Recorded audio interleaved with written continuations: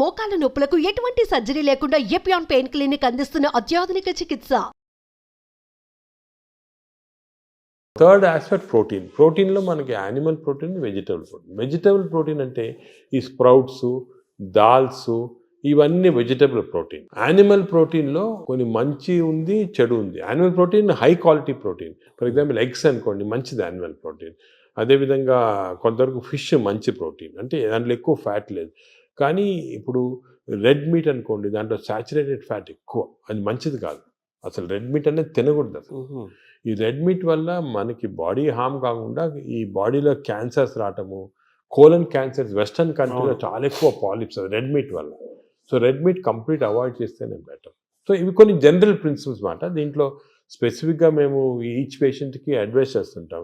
ఎందుకంటే ఇవి ఇంపార్టెన్స్ ఎందుకు వచ్చింది వాటికంటే, మన ప్రపంచంలో 5 బ్లూ జోన్స్ అని ఉన్నాయి. బ్లూ జోన్స్ అంటారు దాన్ని, బ్లూ జోన్స్. ఈ 5 బ్లూ జోన్స్లో ఫర్ ఎగ్జాంపుల్ సార్డినియా అని ఇటలీలో ఉంది.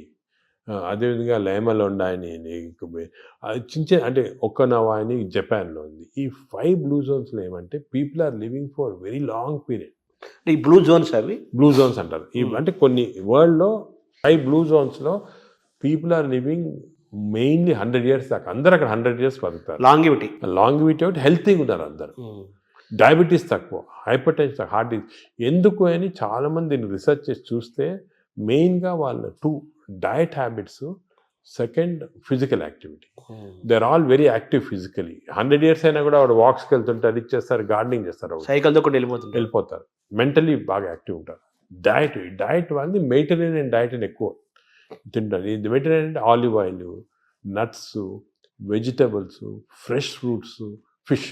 ఫుడ్ అండ్ యాక్టివిటీసే మెయిన్. ఫుడ్ ఇటువంటి ఫుడ్ అంటే మన బాడీకి ఎక్కువ స్ట్రెయిన్ లేకుండా మంచి ఫుడ్. ఇవి మేము యాక్చువల్లీ మా దాంట్లో రీసెర్చ్ చేసి ఇటువంటి ఫుడ్ ఆలివ్ ఆయిల్ మనం తినలేము. దెన్ ఇవి కన్వర్టెడ్ ఇటు ఇండో మెడిటరేనియన్ డయట్. మా వెబ్సైట్లో దొరుకుతుంది, మీకు 400 రెసిపీస్ ఉన్నాయి.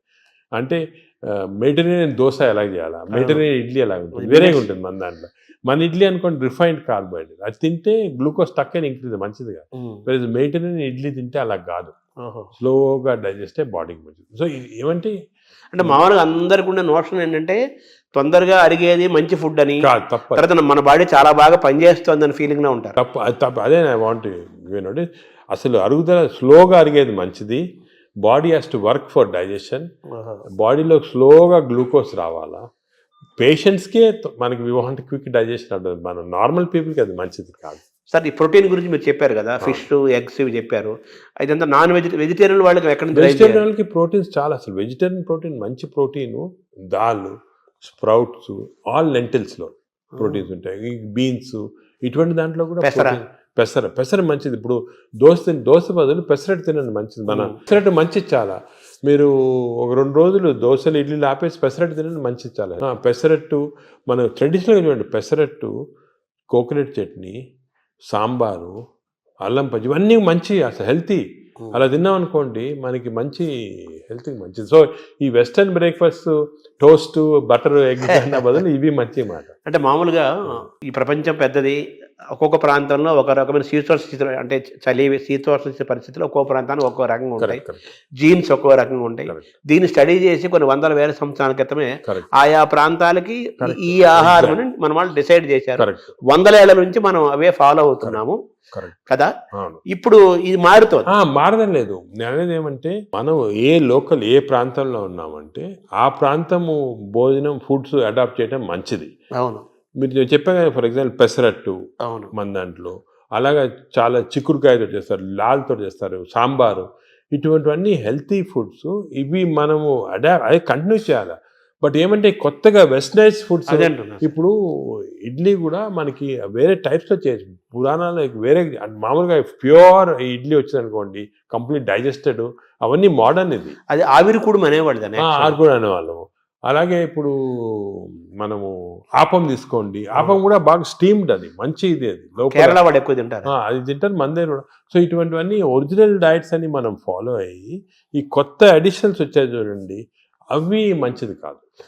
మన ఏ రీజన్లో ఉంటే ఆ ఆహారం తింటాం. కేరళ అనుకోండి, ఆ కేరళ వాళ్ళు తిన్న ఆహారం అది మంచిది. లోకల్గా వాళ్ళకి ఎక్కడ గ్రో అయిన ఆహారం తింటే అది చాలా మంచిది. మన వెస్టర్నైజ్ డైట్స్ వచ్చి చాలా ఇచ్చేస్తుంది. ఈ వెస్టర్నైజ్ డైట్స్ కూడా మన డైట్స్కి అడాప్ట్ చేసుకోవాలి.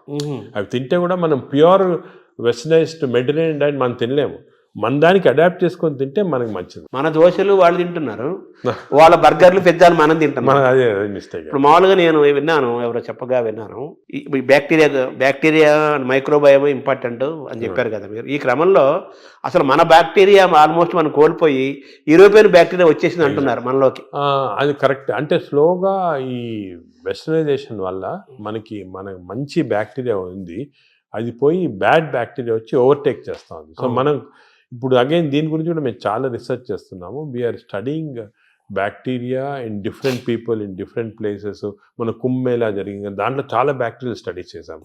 అలాగే వీఆర్ డన్ మంచి రిజల్ట్స్ పబ్లిష్ చేస్తున్నాము. ఇప్పుడు నేను ప్రకారం మన బ్యాక్టీరియా, మన న్యాచురల్ బ్యాక్టీరియా, మన దేశంలో ఉన్న బ్యాక్టీరియా, మన ప్రాంతాల్లో ఉన్న మంచి బ్యాక్టీరియా, అవి ప్రిజర్వ్ చేసుకోవాలి.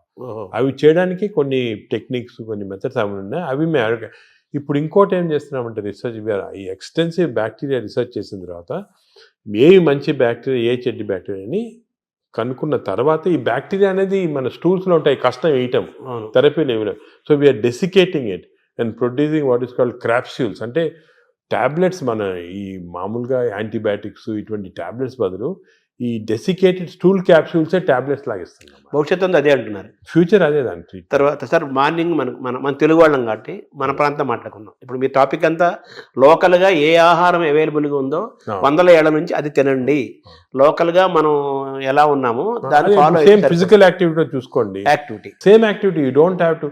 కానీ ఇప్పుడు ఆ ఆఫీస్లో కూర్చోవడం టైం లేకుండా వేరే అడ్వకేటింగ్, సరే ఎక్సర్సైజ్ 1 hour చేయాలా, ఎక్సర్సైజ్ చేయాలా. ఈ ఎక్సర్సైజ్ కూడా ఇంపార్టెన్స్ ఏమంటే అందరు నేను 1 hour చేస్తున్నా సార్ టైర్డ్ అయిపోతున్నామని అంటుంటారు. ఎక్సర్సైజ్లో 2 types ఉన్నాయి. కొంతమందికి మార్నింగ్ ఎక్సర్సైజ్ చేస్తే మంచిది, కొంతమందికి రాత్రి చేస్తే మంచిది. ఇప్పుడు నేను ఫర్ ఎగ్జాంపుల్ నేను నైట్ చేస్తేనే నాకు ఫ్రెష్ ఉంటుంది. మార్నింగ్ అది ఎలాగంటే బాడీలో లాక్టేట్స్ అని ఉంటాయి. లాక్టేట్ మెజర్మెంట్ చేసి మనం కనుక్కోవచ్చు. లాక్టేట్స్ ఎక్కువ అయిపోయాయి అనుకోండి, అప్పుడు నైట్ చేస్తే బెటర్. అది మరి ఎక్కువ సంకేతం తెలుస్తుందా? తెలిసిపోతుంది కదా మనకి. ఇప్పుడు బాడీలో ఎక్సర్సైజ్ చేస్తే, అది సింపుల్గా చెప్పాలంటే, సపోజ్ ఎక్సర్సైజ్ చేసామనుకోండి, ఎక్సర్సైజ్ చేసిన తర్వాత మార్నింగ్ ఎక్సర్సైజ్ చేసిన తర్వాత ఫ్రెష్గా ఉండదు, చాలా టైర్డ్ అయిపోయాం అనుకోండి, that means your exercise should be done in the evening. చేసిన తర్వాత ఫ్రెష్గా ఉన్నాం అనుకోండి, you should do in the morning. But సింపుల్గా అది కెమికల్గా కూడా మనం టెస్ట్ చేయొచ్చు. బాడీలో లాక్టేట్స్ తీసుకొని, ఎప్పుడు లాక్టేట్ లెవెల్ చాలా ఎక్కువ అయిపోయింది, ఫర్ ఎగ్జాంపుల్ నాకు పర్సనల్గా చెప్తున్నా కదా, నేను ఎక్సర్సైజ్ ఎవ్రీడే 1.5 hours చేస్తాను విగరస్ ఎక్సర్సైజ్. కానీ ఆ ఎక్సర్సైజ్ మార్నింగ్ చేశాను అనుకోండి, I feel dull whole day. అదే నైట్ చేశాను అనుకోండి, బాగా ఫ్రెష్ ఉంటుంది నాకు. అది నేను నా లాక్టేట్ మెజర్మెంట్ చేసి చూసుకున్నాను. అంటే మీరంటే డాక్టర్ కాబట్టి సైంటిఫిక్గా ఎవరికైనా తెలుసుకుంటారు. మామూలు మీరు కూడా ఏం లేదు, ఇప్పుడు ఎక్సర్సైజ్ చేసి మీ బ్లడ్ శాంపుల్ లాక్టేట్ లెవెల్ పంపించాను అనుకోండి, లాక్టేట్ లెవెల్ మరీ ఎక్కువ ఉంటే మీరు నైట్ చేసుకుంటారు బెటర్. అంటే మన బాడీ సంకేతం ఇస్తుంది కదా, మైండ్లో కూడా తెలిసిపోతుంది మనకి ఏది ఎక్సర్సైజ్. మీకు కూడా మార్నింగ్ వాక్ చేశారనుకోండి.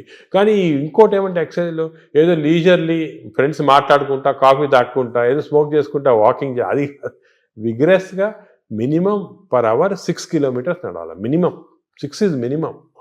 అంటే ఐడియల్ 5 kilometers అంటారు కాదు, 6